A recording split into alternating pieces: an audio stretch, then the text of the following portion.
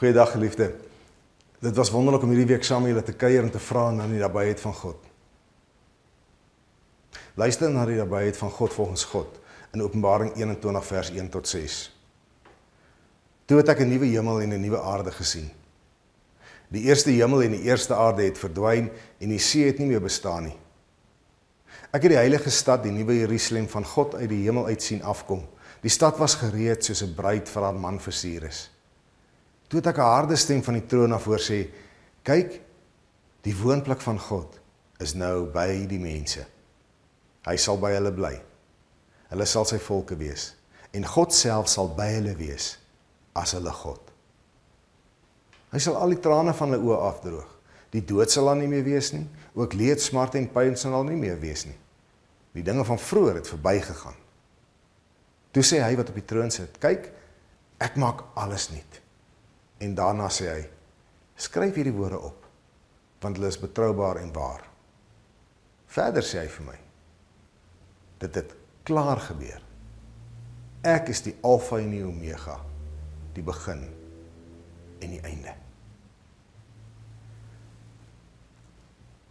Ons sien ons werklikheid op 'n sekere manier, omdat ons naby staan soos ons maandag saam gesels het. Omdat ons naby leef aan die moeilikheid, omdat ons in die moeilikheid leef, omdat ons in die chaos leef, lyk dit vir ons gewoonlik groter as wat dit is. Want ons voel dit aan ons lyf.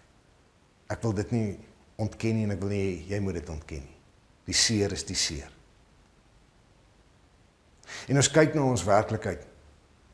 En ons roep na God om naby ons te wees en ons naby aan hom te bring. Dan lees ons hierdie teks.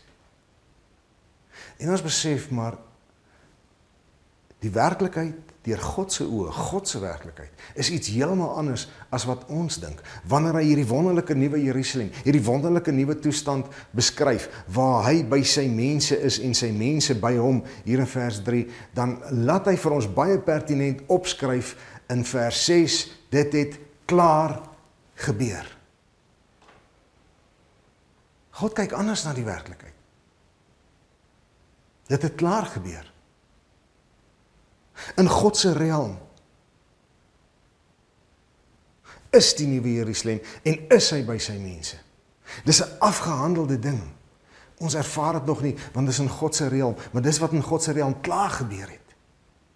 So die hoop staan vas, die einde staan vas, die nuwe Jerusalem staan vas, die absolute nabyheid van God staan vas.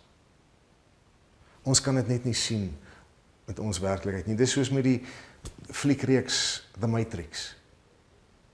Het gaan oor hierdie mense wat hierdie snaakse lewens leef, hierdie skynlewens, en as hulle die kode kan breek, dan kan hulle die werklike lewe sien.